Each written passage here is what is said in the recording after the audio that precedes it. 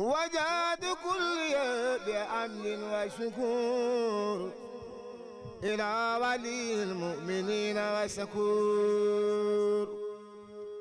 كن يا ولي Serigne Mohamed Mbacké borom Taïf ak Bayla, né en 1934 à Nédé Mbacké. La naissance de ce premier fils de Gaïndé Fatma provoqua un émoi de la part de son illustre grand-père, Cheikh Moustapha Al Karim, premier khalife de Cheikhoul Khadim, qui prédit en lui un destin de bâtisseur du village de Taïf. Il entama ses humanités coraniques auprès de ce dernier à Taïf, avant d'aller continuer ses études pour la mémorisation du livre saint à Darou Rahman auprès de Serigne Ibra Diagne, dont l'érudition est restée célèbre. Ce fut ensuite la Mauritanie et l'Algérie qui l'accueillent pour parfaire sa formation. Ce qui a fait certainement de Serigne Mohamed Mbacké un grand érudit doublé d'un homme de culture ouvert au monde. Ce visionnaire politique et économique avait de par ses qualités d'homme de science tisé des relations cordiales avec des grands de ce monde. Il a su entretenir, fructifier et élargir les relations que Gaïndé Fatma avait tissées partout dans le monde. Ce qui a fait que Serigne Mbacké Sokhna Lo comptait des amis partout, y compris des chefs d'État,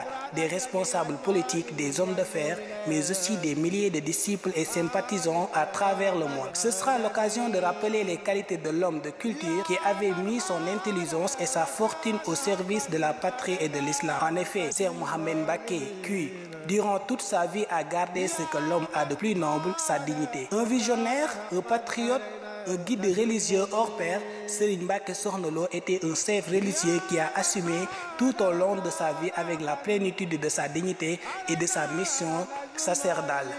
Sa fonction de chef spirituel pleinement engagé à la promotion de tous les aspects de la vie au Sénégal. Comptant des talibés dans toutes les chapelles politiques, il aimait se placer dans une position de stricte neutralité. Je ne suis d'aucune parti politique ni ne soutiens aucun candidat. Ma seule préoccupation, c'est que le Sénégal aille de l'avant.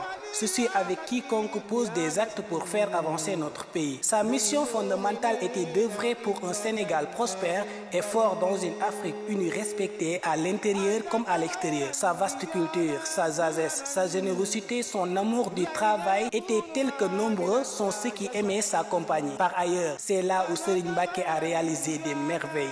Il a donné un cachet particulier aux activités de la fédération du groupement religieux et culturel des disciples de Cheikh Ahmadou Bamba. Créé par son illustre ascendant Serigne Cheikh Gaïndé Fatma, en effet, ces entités, sections, wilayas, jeunes et femmes, qui s'identifient aux villages et villes de leurs membres, sont des véritables organisations de développement économique, culturel, éducatif et social, d'où à leurs actives implantations de plusieurs écoles dans toutes les localités du pays et de la sous-région. Le développement d'activités agricoles, élevage, etc. au profit de ses membres qui n'ont pas un emploi rémunéré. Le plus grand éducateur et le plus grand moralisateur. Il saisissait toutes les occasions, surtout lors des moments de rassemblement, pour recevoir tour à tour les daïras et les organisations des groupes de disciples venant de partout du pays et même de l'étranger. Pour raffermir leur foi, un éducateur humble, Serigne Mohamed Mbacké recevait les disciples et les entretenait de Dieu et de son prophète en leur rappelant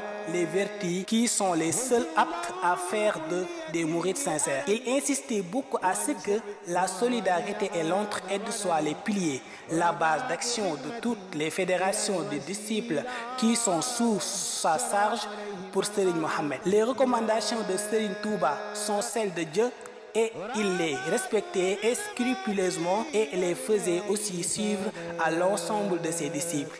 Partout où il passait, il semait la foi, l'amour du travail et de son prochain dans les sentiers de Dieu conformément à ceux qui l'ont précédé. Il demeurait ainsi un défenseur sans faille des valeurs mourides tout en se référant en toute occasion au fondateur de la confrérie. Il devenait ainsi le plus grand éducateur et le plus grand moralisateur de son époque. Ses nombreux presses peuvent en témoigner. Partout où il passait, dans le pays et à l'étranger, le cheikh a revigoré la foi musulmane, redonné aux talibés leur dignité et leur responsabilité. Tous ceux qui, parmi les disciples, ont épousé ces valeurs se présentent aujourd'hui comme la source la plus dynamique, la plus disciple, la plus ardente au travail dans la communauté mouride. Ce qui explique à grande partie l'adhésion massive des intellectuels dans ces différentes organisations. Un monument de générosité, Serigne Mbacké était d'une générosité et d'une grandeur de cœur inégalable. Il savait régler les problèmes qu'on lui soumettait sans calcul aucun. Pour lui, la générosité ne se limitait pas à ce qu'il appelait faire son devoir, car, selon lui, aider son prochain est un devoir naturel et ne pas être considéré comme de la générosité. Son entendement de la générosité était plus large et allait jusqu'à aider des gens dont on est sûr ne disent pas la vérité par rapport à leur requête. Borom Taïf était un exemple. Il faisait de la sorte que tout ce qui vivait dans sa maison lui était proche. Aucune barrière, aucun intermédiaire n'existait pas entre sa famille, ses talibés et lui. Il discutait avec tout le monde, se préoccupait des problèmes des uns des autres, l'ambiance des khadara, etc.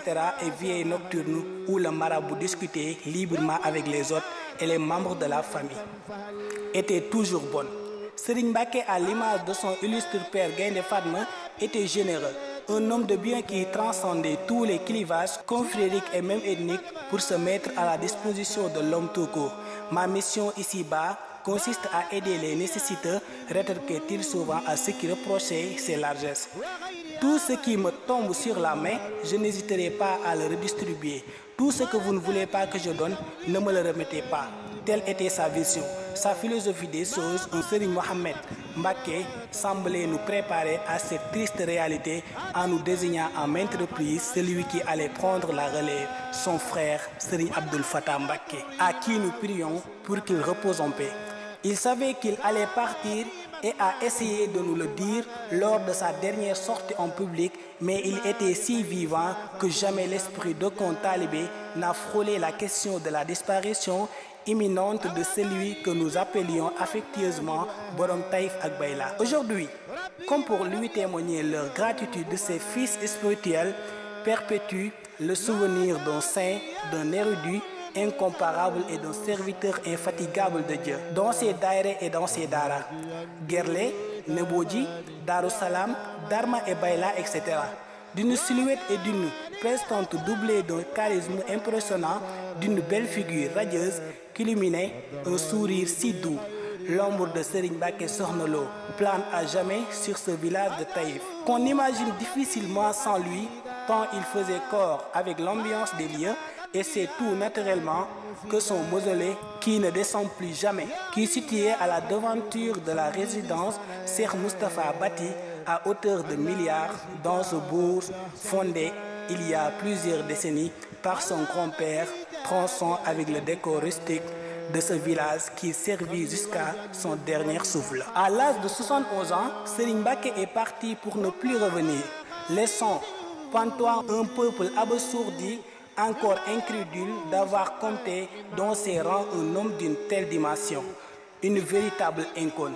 Au paradis, à côté de Cheikh Mouhamadou Moustapha, celui qui fit son repère et guide, il doit goûter avec facilité la récompense promise par le Seigneur à ceux qui ont été préservés dans le droiture et la complicité de bonnes actions uniques pour la face de Dieu. أنا مشاهد الأخرى سبحان ربك رب العزة عما يصفون وسلام على المرسلين الحمد لله رب العالمين.